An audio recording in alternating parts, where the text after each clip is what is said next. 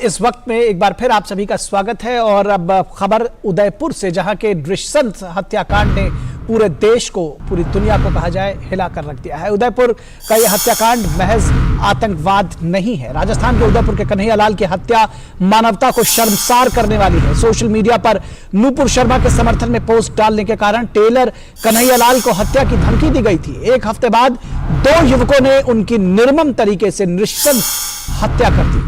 पीड़ित परिवार ने इसकी शिकायत स्थानीय पुलिस से भी की थी, लेकिन कोई कार्रवाई नहीं हुई इस पूरे विषय पर। और ये सवाल उठाते हैं स्थानीय लोग, पुलिस पर लगा रहे हैं अनदेखी का आरोप और बड़ा सवाल उठा रहे हैं पुलिस के ऊपर। राज्य सरकार के मुखिया अशोक गहलोत कानून व्यवस्था की बड़ी चूक को स्वीकार करने के बजाय पीएम से शांति की अपील करने की मांग करते हैं। ऐसे वक्त पर टारगेट किलिंग की घटना को अंजाम देने वाले युवकों की धमकी पर पहले ही कार्रवाई की जा सकती थी, लेकिन कानून व्यवस्था पर चुप्पी साध लेते हैं अशोक गहलोत।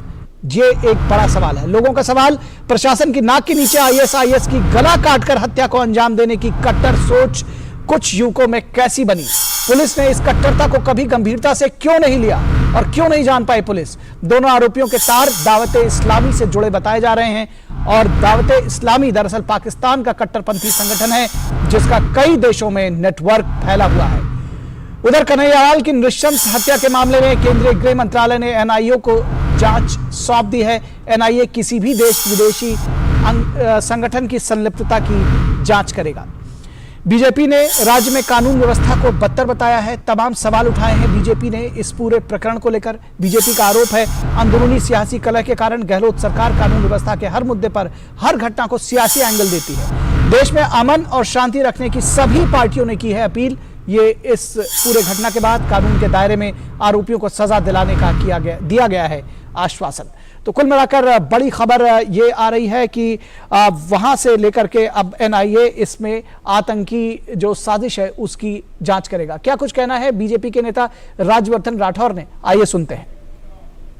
आज पूरा देश कन्हैया लाल जी के दर्द में शामिल है। हम उनके परिवार के साथ हैं और ऐसी जितनी भी घटनाएं अभी तक हुई हैं, आतंकी हमलों में जो लोग मारे गए हैं, उनके परिवार के साथ पूरा देश खड़ा हुआ है। राजस्थान की राज्य सरकार की जो पिछले 3.5 साल में जिस तरह से उन्होंने कार्रवाई करी है, पूरी तरह से राज्य सरकार इस आतंकी हमले के लिए जिम्मेदार है। ये अपने आप में एक अलग घटना नहीं है। ऐसी घटनाएं बार बार राजस्थान में हो रही हैं। ऐसे आतंकी संगठन राजस्थान में पनप रहे हैं और राजस्थान सरकार ने डायरेक्टली या इनडायरेक्टली इनके बढ़ावे के अंदर इनको प्रोत्साहित करने में कोई कसर नहीं छोड़ी है। तो इस पूरी खबर पर बातचीत करने के लिए हमारे साथ में हमारे दो सहयोगी सलाहकार संपादक विनोद मिश्रा हमारे साथ मौजूद हैं और हमारे साथ में मंजू मीणा जो हमारी संवाददाता है जयपुर से, वो मौजूद हैं। सबसे पहले मंजू, आपके पास आते हैं। ताज़ा अपडेट क्या कुछ देगी? लगातार इसमें कुछ ना कुछ जो घटनाक्रम है वो तेजी से घट रहा है।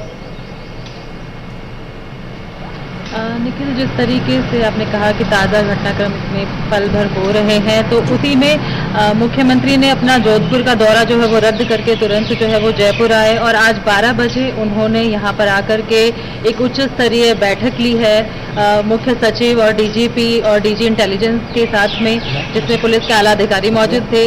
उसमें उन्होंने जो है अब तक जितना भी इसमें जो जांच में चीज़ें सामने आई हैं उसका ब्यूरो उन्होंने लिया है।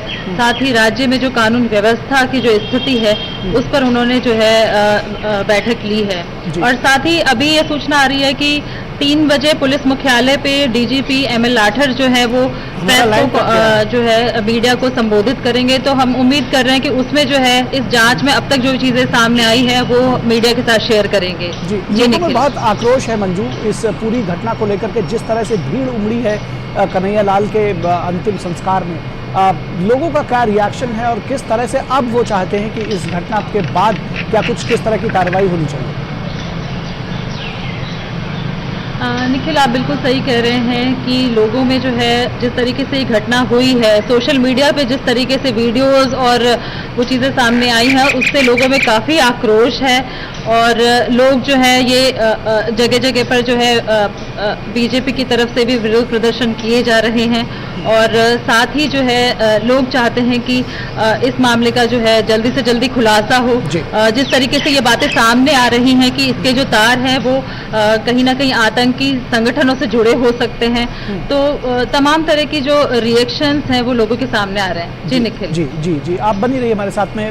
विनोद जी, ये जो बार बार कहा जा रहा है कि इसके जो कनेक्शन है वो विदेशों से जुड़े हो सकते हैं, आईएसआईएस की जो एक नृशंस हत्या करने का जो स्टाइल है उस तरह से ये इन युवकों ने इस हत्या को अंजाम दिया है, निश्चित तौर पर दिल को दहलाने वाला है। लेकिन सभी ये जानना चाहते हैं कि, और एनआईए को इसकी जांच भी अब सौंप दी गई है, कि क्या इसके जो आतंकी एंगल जो है इसका वो क्या हो सकता है, क्या इस तरह से किस तरह से देखते हैं इस पूरी घटनाक्रम को आप?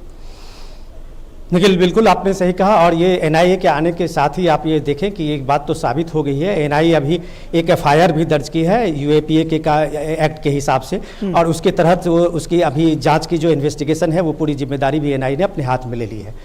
अब सवाल जब आपने पूछा है कि इसमें ये हत्या नहीं है, ये आतंकी एक घटना है और ये हत्या को एक मामूली हत्या के तरह से टाल देने के बजाय इसको अगर सीधे सीधे अगर आतंकवाद कहें तो ये सीधे आतंकवाद से है।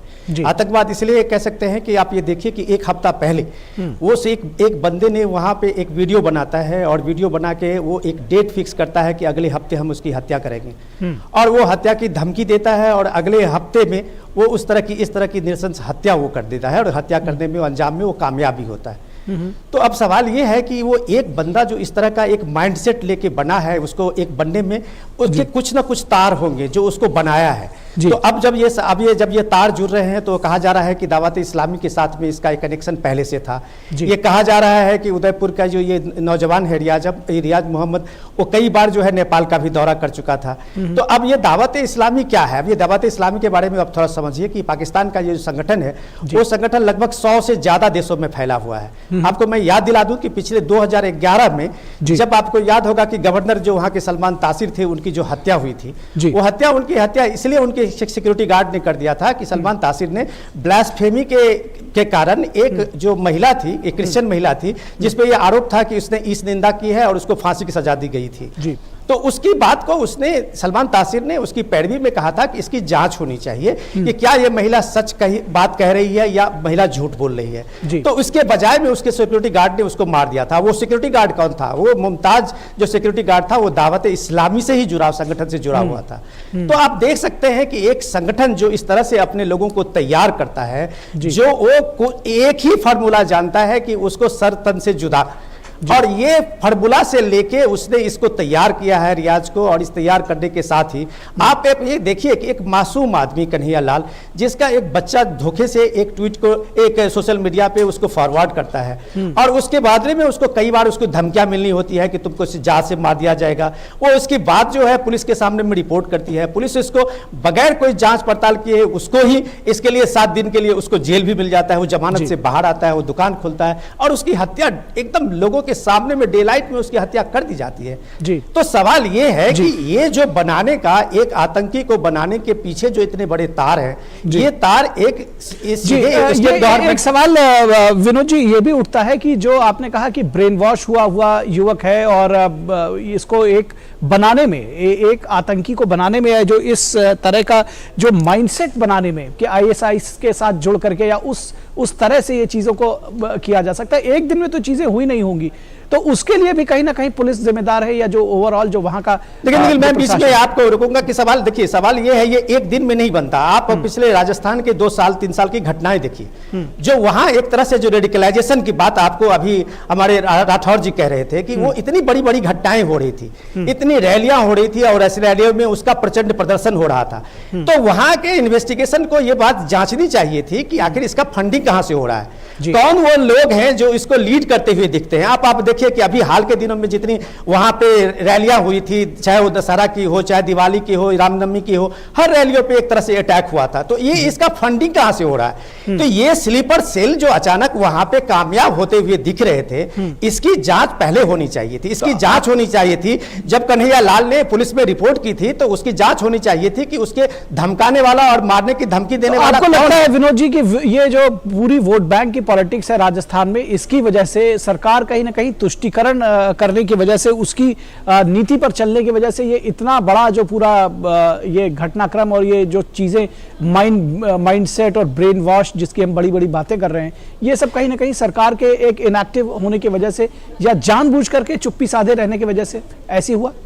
लेकिन मैं इसको तो तुरंत वोट बैंक पॉलिटिक्स नहीं कहूंगा, ये पॉलिटिकल पार्टीज का है, वो किस तरह से इसको रिएक्ट करेंगे। लेकिन इतना तो तय है कि ये कानून व्यवस्था की एक चूक नहीं है, ये कानून व्यवस्था को नजरअंदाज करने की बात है जी। कि एक निर्दोष आदमी जो बार बार एडमिनिस्ट्रेशन के सामने में प्रे कर रहा है कि मेरी जान बचा लो, और उसके बदले में उसको एक तरह से ये बताया जाता है कि अब तुम जो है दुकान थोड़ी दिन बंद कर लो, उसके बाद वो दुकान खोलने आता है, उसकी इस तरह से बेरहमी से हत्या हो जाती है। तो क्या ये पुलिस जो वो जानता था कि किस के कॉल डिटेल से खंगाल सकती थी, पुलिस वो देख सकती थी कि जो बंदा इसको कॉल कर रहा है उसका बैकग्राउंड क्या है, उसका कनेक्शन क्या है। आज जब पुलिस के आला अधिकारी कह रहे हैं कि दावत इस्लामी से इसका संगठन, इसके तार जुड़े हुए हैं, यह पड़ताल तो पुलिस 15 दिन पहले भी कर सकती थी। मंजू से ऐसा नहीं करके पुलिस ने एक तरह से उस चीज को, आप उसके स्लीपर सेल्स को कहीं ना कहीं से एक तरह से आप कह सकते हैं कि मैं ये आरोप नहीं लगा रहा हूं, लेकिन स्लीपर सेल्स को मजबूत करने में सरकार की नासमझी और नाकामी जो है वो एक सबसे बड़ी है। बिल्कुल, नासमझी और नाकामी दोनों सामने दिखती है। मंजू, आपसे समझना चाहेंगे कि अब सरकार का क्या कहना है, क्योंकि देखिए ये लगातार सवाल उठ रहे हैं कि आखिर जब एप्लीकेशन दी गई थी तो उस युवक को ही उल्टा बंद कर दिया गया, कोई उसको सुरक्षा नहीं दी गई, और ये लगातार जो है घटनाएं हैं, सरकार का क्या कहना है इस पे, क्या कुछ बचाव के लिए कह रही है? निखिल, मुख्यमंत्री ने सुबह जो है मीडिया से बात करते हुए ये बात कही थी कि जिस तरह से इस घटना को अंजाम दिया गया है ये मामूली बात नहीं है, और इसके जो तार हैं वो देशी या विदेशी किसी आतंकी संगठन, किसी अतिवादी संगठन से जुड़े हो सकते हैं। तो सरकार कहीं ना कहीं से आतंकवाद से जुड़ी हुई घटना बताने की कोशिश करी है, लेकिन साथ ही इसमें जरूर जो है वो पुलिस की लापरवाही जो है वो सामने आई है, और इस पर कदम उठाते हुए उन्होंने जो थानाधिकारियां एएसआई हैं भंवरलाल, उनको निलंबित भी किया है। और नेता प्रतिपक्ष भी ये बात बार बार कह रहे हैं कि जिस तरीके से उन्होंने पुलिस को अप्रोच किया था, पुलिस में शिकायत दर्ज की थी, उसके बाद में समझौता करवाया गया उनके साथ में, और जो है जैसे ही उन्होंने अपनी दुकान खोलना शुरू किया तो जो है उनकी ये हत्या जो है वो हो गई। तो कहीं ना कहीं जो है पुलिस की लापरवाही तो सामने आ ही रही है। और इसके साथ ही निखिल, जिस तरीके से राजस्थान में सारी घटनाक्रम को अगर हम देखें पिछले 6 महीने, जैसे कि कहा भी जा रहा है, करौली की घटना हुई, जोधपुर की घटना है, बूंदी की घटना है, भीलवाड़ा की घटना है, तो कहीं ना कहीं पूरे राज्य में जो कानून व्यवस्था है उसको लेकर के सवाल जो है वो उठ रहे हैं। जी, निश्चित तौर पर ये सवाल उठेगी भी, लाजमी है, क्योंकि जिस तरह से आपने बताया एक के बाद एक पिछले 6 महीने से, और विनोद जी ने भी बताया कि ये जो पूरा घटनाक्रम है और उस पर नजरअंदाज करना, इसको जानबूझकर आंखें मूंदे रहना, ये अब महंगा पड़ रहा है राजस्थान की सरकार के लिए और राजस्थान के लोगों के लिए भी, क्योंकि असली खामियाजा जो है वो लोगों को भुगतना पड़ रहा है। मंजू मीना, बहुत शुक्रिया इस तमाम बातचीत के लिए, और विनोद मिश्र जी आपका बहुत शुक्रिया इस बातचीत के लिए हमारे साथ जुड़ने के लिए। Thank you. तो निश्चित तौर पर ये एक बड़ा सवाल है कि आखिर ये जो एक हत्या नहीं आतंकवाद है, ये एक दिन में इस तरह के युवक तैयार नहीं हुए होंगे। ये जो माइंडसेट है उनके खिलाफ इस तरह की चीज़ें करने के लिए ISIS का जो माइंडसेट है गला काटने का, इस तरह के माइंडसेट और इस तरह का ब्रेन वॉश वाले नवयुवक जो तैयार हुए हैं, ये हमारे लिए, पूरे समाज के लिए, देश के लिए खतरा है, और इसको सबको मिलकर हैंडल करने की ज़रूरत है। फिलहाल यहाँ रुकेंगे एक छोटे से ब्रेक के लिए, कहीं मत जाइएगा, जल्द हाजिर होंगे।